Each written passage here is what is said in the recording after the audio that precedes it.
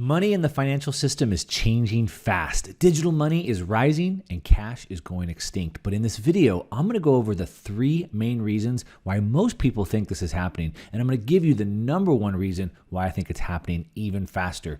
And I'm going to tell you exactly what you need to understand and be prepared for. So stay tuned.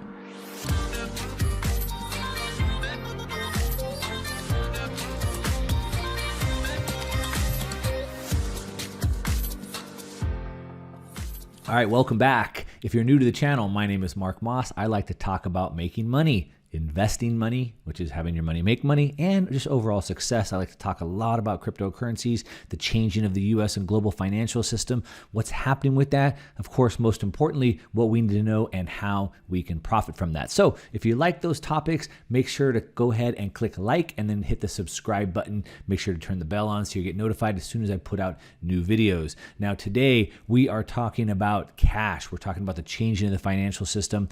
And I'm sure you've already seen this happening, right? Cash is being banned over and over across the world. We're seeing this, and we've seen, like I said, cash getting banned. We've seen lowering the cash limits from $10,000 to $5,000 in some countries, $1,000. We've seen them removing large bills out of circulation, taking out $100 bills and even smaller denominations in some countries. And so in this video, I'm going to look at 3 reasons why most people think this is happening. And of course, at the end, I'm going to tell you what I think is the most probable reason.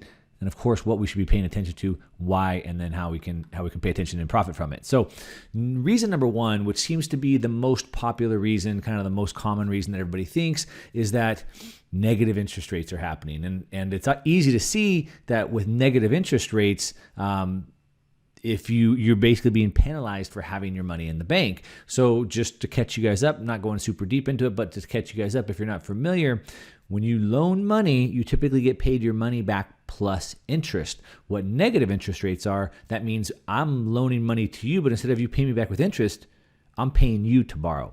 That's basically what it means.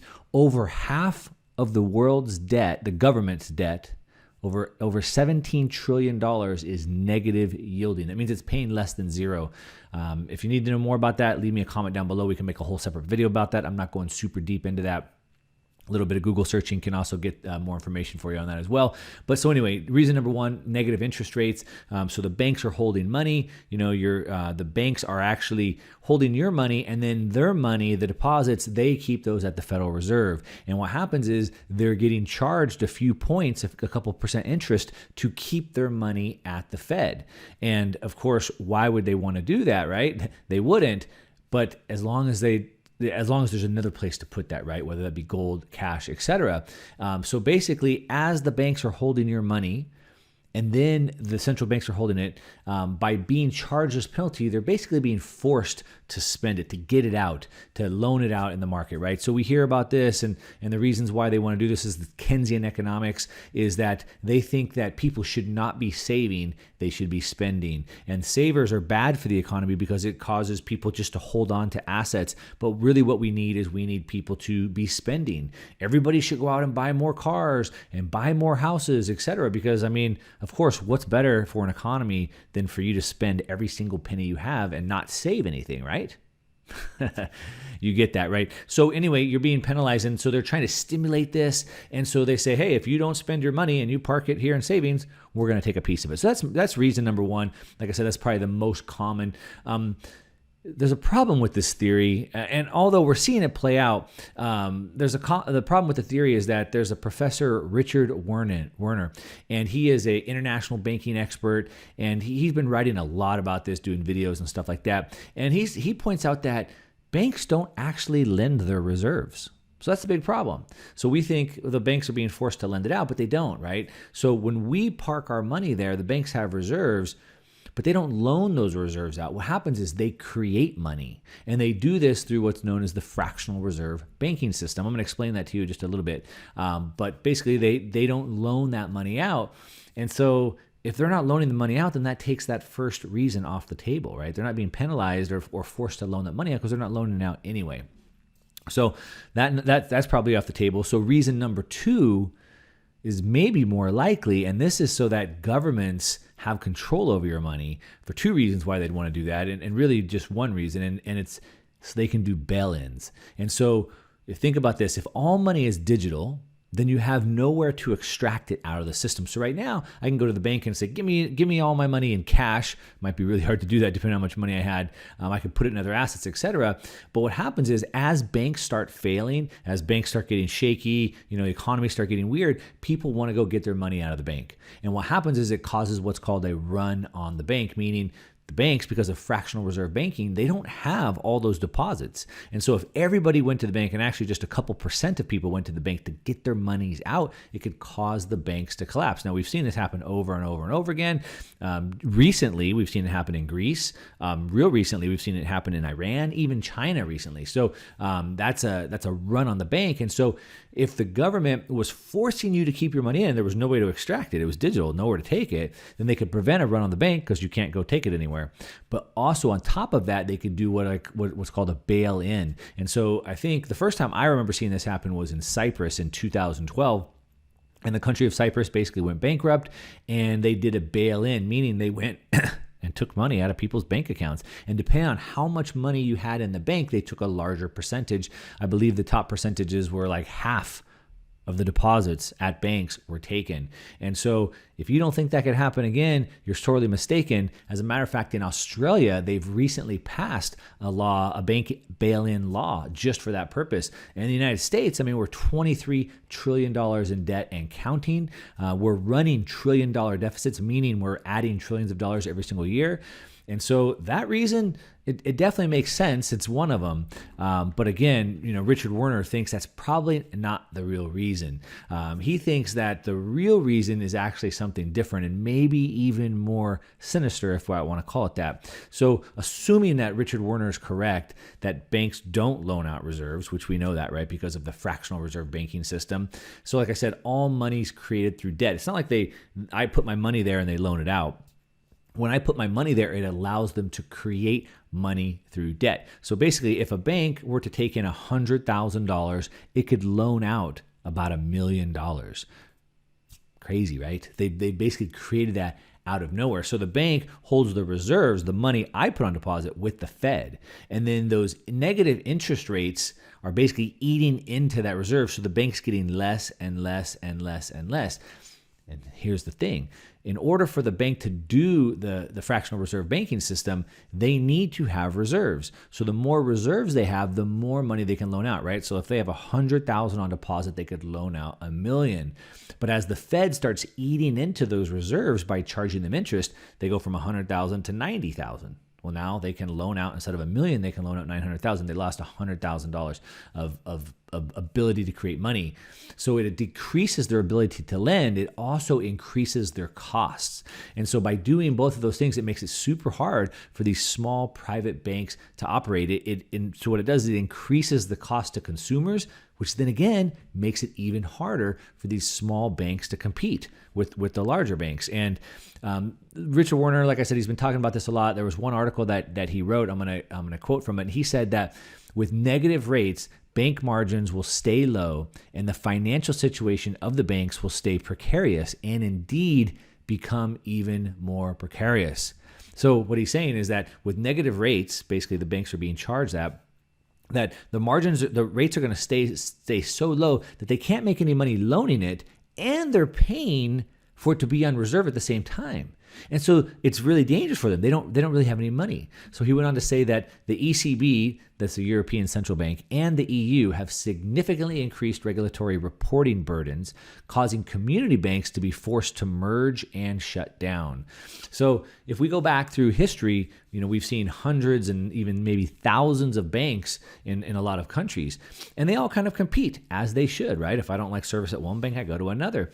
But especially through the 2008 financial crisis, we've really seen this consolidation. We saw, a lot of the savings and loans banks go out of business, a lot of the community banks going out of business. And what he's saying here is that in Europe, the ECB, because of the increased regulatory burdens, that it's just they're already having their margins squeezed. They're barely making any money, and then they add all these regulatory burdens, and it's basically forcing them out of business. They're forced to either merge with someone else into a larger bank or to be shut down. And So what's also happened is he says that the banks that mainly engage in traditional banking, i.e. lending to firms for investment, have come under major pressure. But that's what banks are supposed to do, right? They're supposed to be lending to increase the economy. And he went on to say that, and to create profits for large financial institutions engaged in financial speculation. Are you starting to see the picture here? So the banks are supposed to be loaning money to businesses to get the economy moving so they can invest into equipment, invest into research and development, et cetera. But that's coming under major pressure. So the only thing that's making profits is the large financial institutions that are engaged in financial speculation. These are the futures, the derivatives, things like that. So it's taking it away from a real economy and putting it all into a fake financial economy, which I'm going to explain. And Richard Warner talks about how it's always about power and control for manipulation and distortion, right? So the more money they can control, the fewer banks that they can control, the more power they have, the more manipulation they can have. And he went on to say, the policy of negative interest rates is this consistent with the agenda to drive small banks out of business and consolidate banking sectors in industrialized countries. So again, right, they're trying to drive all these small banks out of business so they can centralize the power so they have more control. And he believes that, small retail banks that are, again, like I said, they're the ones that are responsible for the productive lending, right? It's the small and medium-sized businesses that increase production, economic growth. They lower income inequality by allowing people to have businesses and have businesses compete. They lower inflation by bringing costs down. And so if you wipe out all the small banks and you wipe out all these small businesses, and then the business is left going to the large banks that are only doing large transactions, what happens is they financialize the economy and they start creating these asset bubbles. So if you look at all these pieces and you start connecting the dots, you'll see that by banning cash, what they're doing is they're putting the squeeze on these small banks. And basically they're putting all these small banks out of business. Now, when that happens, when small banks go out of business, and all we have left is big banks that aren't really loaning to businesses, they're just playing financial games, the economy shrinks, right? When the backbone of the economy, which is small and mid-sized businesses, when they have no access to funding, the economy shrinks. Well, that's not good. When the economy shrinks, people are having trouble paying their bills, right? So then the average people are looking to the Fed. They're asking the government for help, right? They can't get ahead anymore. It's too hard to make it. And so basically, the Fed answers and says, well, put your money into the financial markets, put your money into the financial economy, right? So then everybody is forced to bet on asset prices, speculation, and trying to time bubbles up and down. The real economy, which is businesses, it starts decreasing, and the financial economy starts increasing exponentially. That's what happens. And the central banks know this. They're not a dummy to this. They know what's going on. And they also know that it's all going to come crashing down. And so all the small banks are out of business. Now all we have left is the big banks. Now, of course, what happens to them? They start looking to the central banks for bailouts. And the central banks, they say, no, not this time. It's not going to happen. We don't think so. We've already bailed you out enough in the past. And this time we're going to let you fail.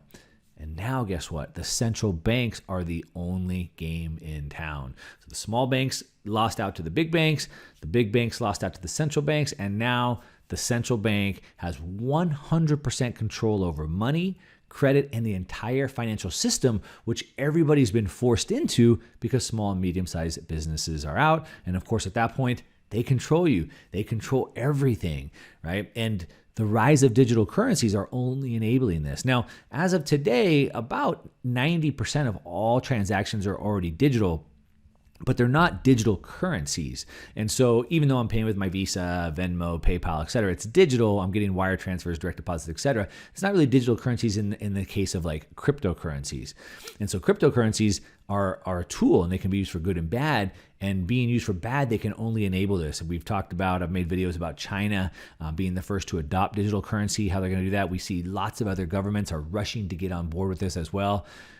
And of course, we have Bitcoin. Bitcoin's an alternative that's not controlled. So it's creating an alternative financial system for us to go to. And this is how we're going to protect ourselves. So this is the way things are going. Is it reason number one, reason number two, or reason number three that we are seeing cash be banned? Let me know in the comments down below. Let me know what you think. 1, 2, or 3? And then is this making progress? Let me know what you think. As always, smash that like button if you like the video. If you don't like the video, give me the thumbs down. Either way, let me know. Leave me a comment down below. I love to get in discussions with every single one of you. And that's it. To your success. I'm out.